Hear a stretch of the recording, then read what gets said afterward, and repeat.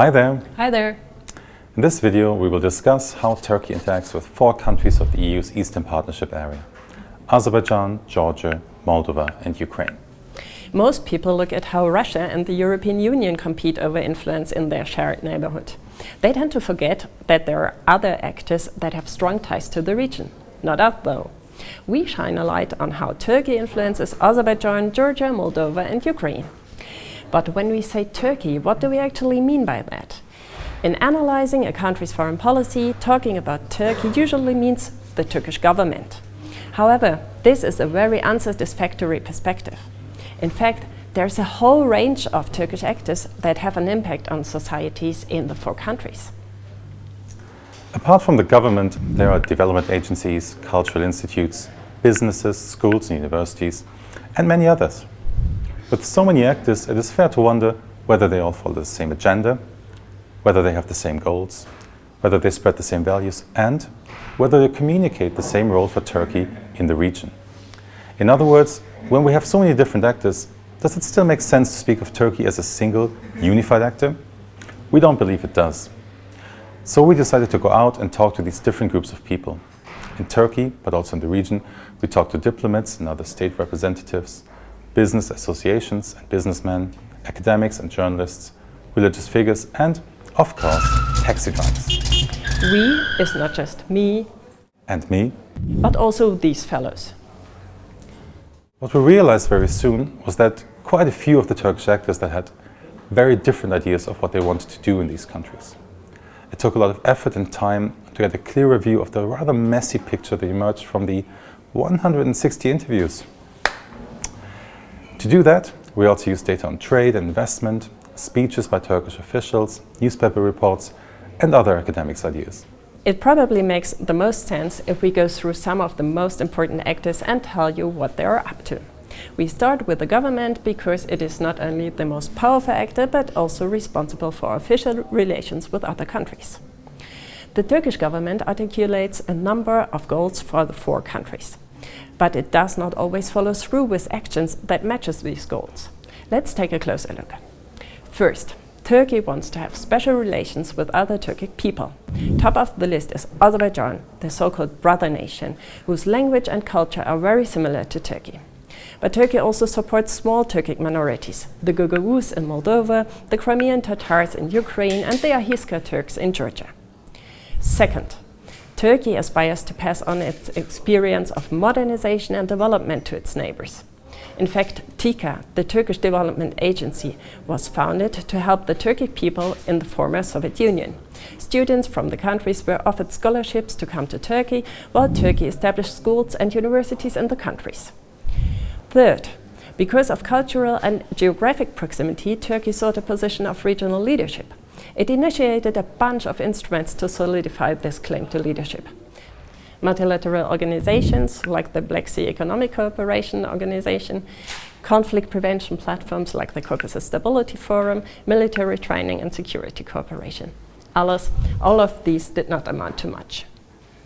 And all of these goals pale in comparison to the 4th and final goal: economic ties, or rather mutually beneficial bilateral economic cooperation.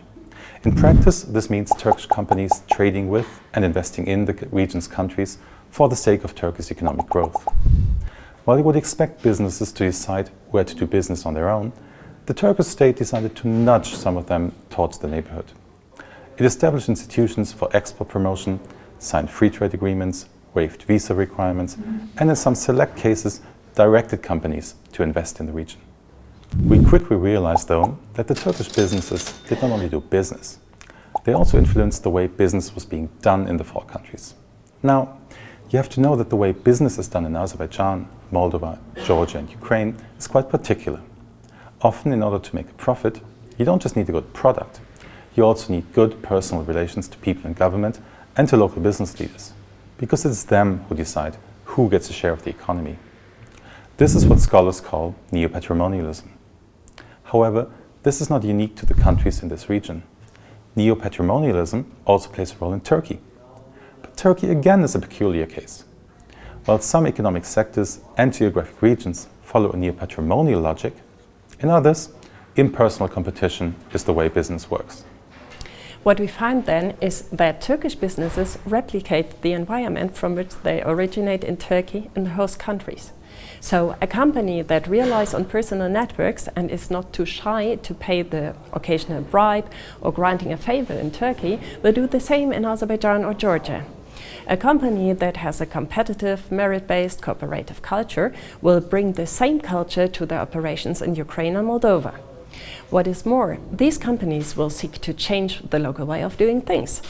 They do this, for one, by lobbying the national government to change legislation, and in addition, they work to professionalize their staff and younger generations through in-house training and cooperation with universities.